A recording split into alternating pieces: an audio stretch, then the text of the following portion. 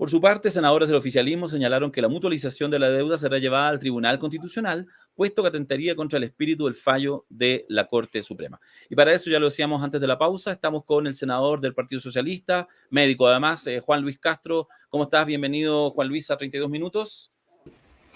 ¿Qué tal? Gusto de saludarles a ambos y un agrado pues acompañarles en este programa de un tema de tanto interés como el que está sucediendo.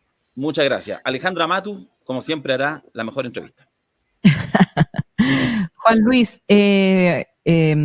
¿cuál es, si nos puedes contar, yo creo que estos conceptos, mutualización, tabla de factores, todo eso pueden ser incomprensibles para muchas personas, pero ¿qué es lo que pasó en el Senado con este caso? Que recordemos, la Corte Suprema le dice a la ISAPRE, ustedes están cobrando de más, han estado cobrando de más desde tal fecha, tienen que dejar de cobrar de más y tienen que devolver la plata. ¿Qué es lo que pasó en el Senado con esta resolución judicial? Primero, aclaremos que la resolución judicial fue muy taxativa en lo siguiente. Habían más de 900 tablas de factores en el sistema. Había que ser ingeniero de la NASA para entender la letra chica de todo lo que estaba detrás de cada uno de cualquier plan que uno firmaba. Claro. Había más de 50.000 planes, de hecho. La Corte Suprema dice, mire, va a haber una sola tabla, que es la que la superintendencia fijó el año 2019. Esa es la única que ahora en adelante se va a usar. Y además, retroactivamente se va a aplicar a abril 2020 a todos los planes y a todas las personas esta única tabla que es la que creemos hace justicia. Hecho ese ejercicio, hay gente que queda por arriba, igual o por abajo, en el precio, me refiero, precio final. Entonces la Corte dice, mire, los que estaban igual se mantienen igual, los que quedan por debajo en el precio que pagaban a esa época van a bajar su precio, pero además se les tiene que devolver desde ese minuto, 2020, a la fecha en que el fallo empieza a regir, que es el 12 de mayo próximo, o sea, en 4 meses más. Y ahí hay 1.100 millones de dólares que se tienen que devolver en total. Y las personas que queden por arriba, o sea, que les reajustase el precio, aquí viene el punto. La Suprema dice, no habrá reajuste. Se mantienen igual. Exacto. O sea, en el fondo le dice, si a usted le cobraron de menos, por decirlo en buen chileno, si a usted le cobraron de menos, bueno, problema de la ISAPRE que le cobró de menos, pero no tiene que devolver esa plata. Solamente que de ahora en adelante va a pagar un poco más porque ya, es lo que corresponde. Claro, entonces claro. Dicho eso, ese punto marca el fin de la mutualización. ¿Por qué? Porque ¿qué es la mutualización? La mutualización es el fenómeno cruzado de pago al interior de un seguro privado entre las personas que tienen más siniestros o pagan más costo por ese seguro con respecto a los que pagan menos. Es el equilibrio que se hace dentro del sistema de seguros privados. En general, esto es un seguro de incendio, un seguro de auto, lo que tú quieras. ¿Esto funcionaba así en las ISAPRES? Sí, funcionaba así, y así se entendía. Pero este fallo marca un antes y un después porque desestima este criterio. Porque si no, habría alzado precios de planes, Alejandra. Y no lo hizo. Por lo tanto, la doctrina sentada es un antes y un después. Mal podríamos en el Congreso, en otro poder del Estado, violentar las características y considerandos del fallo. No podemos hacerlo, porque uno puede hacer muchas cosas en lo legislativo, pero nadie está por sobre la justicia. Y segundo, porque además la iniciativa para hacer ese tipo de cambios solo radica en el Poder Ejecutivo. No puede, aunque hay unanimidad de parlamentarios, estar de acuerdo en algo, forzar y violar la Constitución cuando es una materia de seguridad social. Entonces, aquí hay dos argumentos que son los que vamos a llevar al Tribunal Constitucional, que violan, y así lo admite el propio ministro de Justicia de Chile, ¿verdad?, ayer, que declara exactamente esto, que la norma como está quedando es inconstitucional y tiene esas razones y por lo tanto vamos a hacer todo lo necesario para que esto prevalezca y nos dé la razón esa instancia porque la oposición fue la que jugó esta carta la ganó en un voto forzado de admisibilidad, que es un punto que tiene que ver con quién puede mover la seguridad social en Chile. ¿La puede mover un parlamentario o solo la pueden mover los gobiernos? Hoy día en Chile solo la pueden mover los gobiernos. Y ahí se rompe ese principio. Y luego, además, atenta contra el sentido de un fallo. que dijo no a la mutualización porque nadie se le puede subir los precios. Entonces, ese yo diría que en pocas palabras es el fondo del asunto que está aquí en juego. Ya. Creo que hay otro elemento, que es que si se acepta la mutualización, en el fondo se le carga a los cotizantes, aquí por lo menos sobre sus espaldas, el pago sustancial del fallo de la Corte Suprema, y otra parte se carga con la posibilidad anticipada de alza de planes, que hasta lo que se votó en el Senado no tiene límite. Si nos puede contar acerca de esa parte también. Claro, el primer componente es que la deuda se reduce casi a un 40%, de 1.100 millones a 450 millones, o sea, es un gran favor a las ISAPRES, que claman por ojalá no tener ninguna deuda, porque ellos sienten que no le deben nada a nadie, curiosamente a esta altura de la vida. Pero en segundo lugar, y aquí hay un error del gobierno, el reajuste que vendrá este mes de agosto, porque este año, para que la gente lo comprenda, van a haber dos reajustes, la gente que nos escuche que está en ISAPRES. Uno que viene en marzo, que es el IPC de la salud, que se llama ICSA en este caso, que es un índice de costo, que debiera estar en torno al 6%, porque se adelanta de junio, que es la fecha habitual de ese indicador. Pero el gran reajuste es, terminada la ley, 3 meses después, agosto aproximadamente, que es el que estaba en discusión, en que nosotros, desde el oficialismo, le pedimos al gobierno que le pusiera un límite superior, un tope, porque ya los estudios de la Superintendencia de Salud indican que hay ISAPRES que podrían llegar a 41% de reajuste, una cosa que es insoportable, que va a provocar estampida de gente, judicialización nuevamente del sistema y nuevas ISAPRES que van a salir a buscar lo que quede rondando para poder mantener el negocio. Entonces, dijimos, no, póngale un límite, porque si hay banda de precio hoy día en el trigo, si hay límites máximos en la venta de determinados productos esenciales, ¿por qué no da el límite de reajuste para la ISAPRE? Por favor, ¿qué le estamos regalando? Bueno, el gobierno no quiso. Prometió que después en la Cámara iba a fijar, en fin, pero no puso certeza en el trámite y por eso nos opusimos un grupo no menor de parlamentarios, aunque no logramos tener la mayoría, pero todos parlamentarios oficialistas votando contra lo que decía el gobierno, imagínate, así están las cosas. Claro. Parece absurdo, pero es así. Y eso lo hicimos porque la carta de ajuste de la ISAPRE, ya teniendo una deuda más chica, si prospera este artículo, el primero que hablamos, Claro. viene después con el traspaso a precio. El traspaso a precio es lo más absurdo que puede existir, porque significa que todo lo que hizo la Suprema en 10 años se va al tacho de la basura. Porque le estamos diciendo a la gente, mire, claro, hay un fallo acá, le van a devolver, una cosa chiquitita le van a devolver, pero además le estamos dando el pase a las ISAPRES para que ellos reajusten lo que quieran, los precios de los planes, y usted finalmente va a pagar usted su propia deuda, porque con el precio de su bolsillo se va a cancelar lo que le adeuden, lo que quede por adeudar, y además estos señores van a volver a tener las utilidades sin cambio en las reglas del juego. Parece un contrasentido, ¿verdad? Sí, tremendo. Por decirlo suavemente. Por decirlo suave, o sea, más bien parece lo que haría un timador. Te devuelvo Claro. por un bolsillo y te quito por el otro. Eh, ¿Por qué, desde el punto de vista de la política, le pregunto ahora, por qué tienen tanto poder las ISAPRES? ¿Qué es lo que pasa? O sea, yo en este debate escucho, se sacan estudios pagados por las ISAPRES para argumentar en favor de estas medidas, parlamentarios, oficialistas de oposición. ¿Dónde están los usuarios? ¿Por qué en términos políticos no sé que me imagino que no están organizados los cotizantes, pero no hay manera de hacer oír la voz de de los y las cotizantes, porque digamos también que este es un castigo que las ISAPRES le han hecho fundamentalmente a las mujeres, a los niños y a los enfermos? Exacto. Bueno, en otras épocas hubo grupos y abogados que defendieron mucho a los cotizantes, pero es verdad, tiene razón, aquí no se ve ni se escucha demasiado esa voz.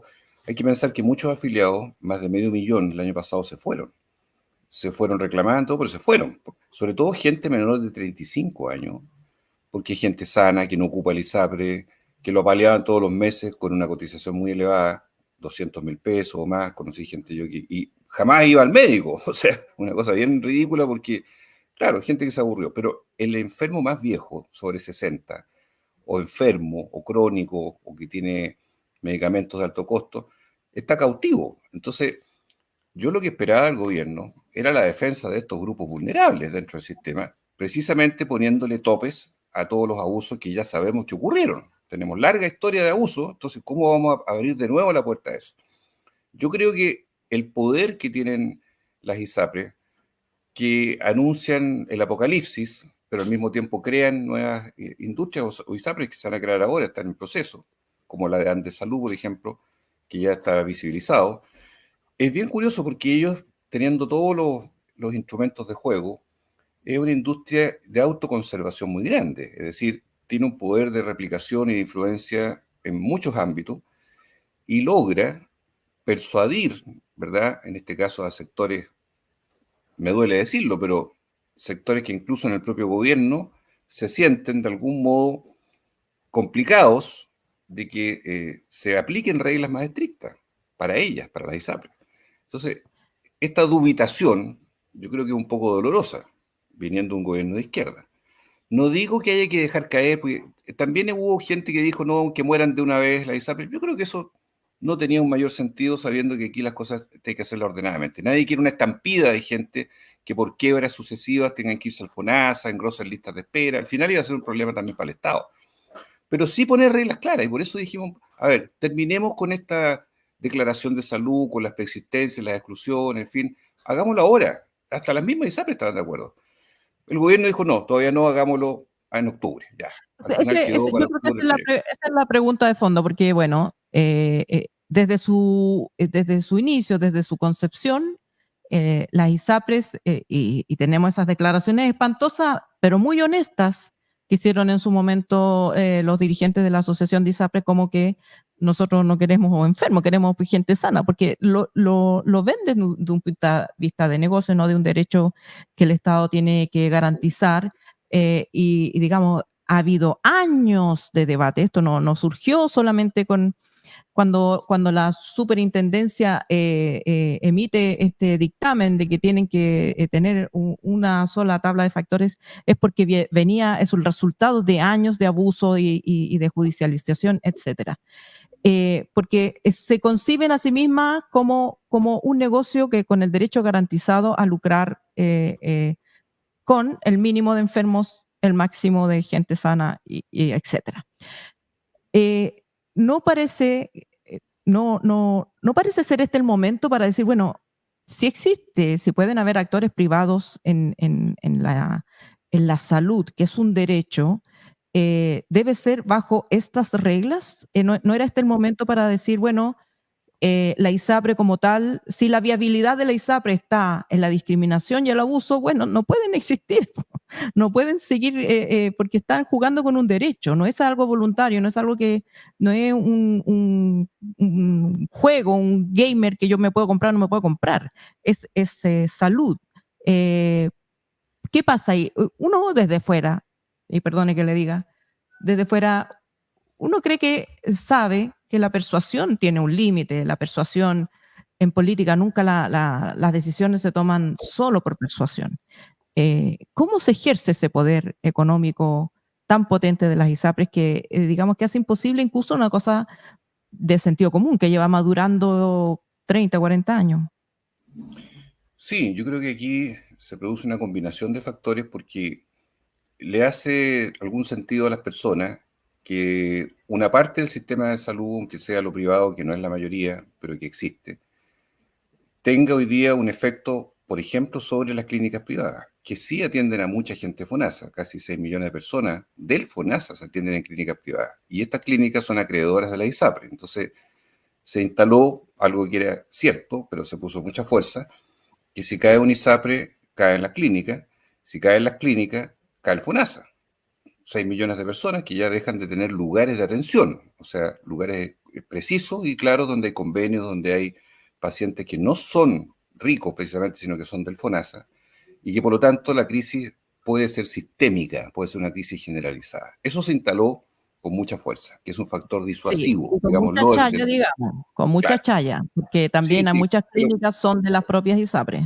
sí, pero se instaló este aspecto. Y en segundo Sí. lugar, yo creo que la capacidad de poder permear de alguna manera a las fuerzas políticas en el sentido de poder decir, mire, no podemos dejar caer. O sea, como si uno dice, mire, el propósito final de toda ley es no dejar caer, al precio que sea. Entonces, aquí se pasó la raya, porque el precio es justamente el precio que van a pagar los afiliados. ¿Ah? O sea, dejamos de tener en el sentido común al afiliado, que es el que está al medio, que es su familia, que ha reclamado por años, y pasamos a poner de foco no dejar caer una industria. Eso ya es, bueno, el fin o los medios. Maquiavelo lo dijo muy bien. ¿Qué está primero? Exactamente. Darío, te cedo la palabra para la última pregunta. Vale. Senador Juan Luis, una pregunta saliendo del tema de las ISAPRES, escuchaba atentamente y creo que hay que seguir, bueno, que la noticia todavía tiene mucho.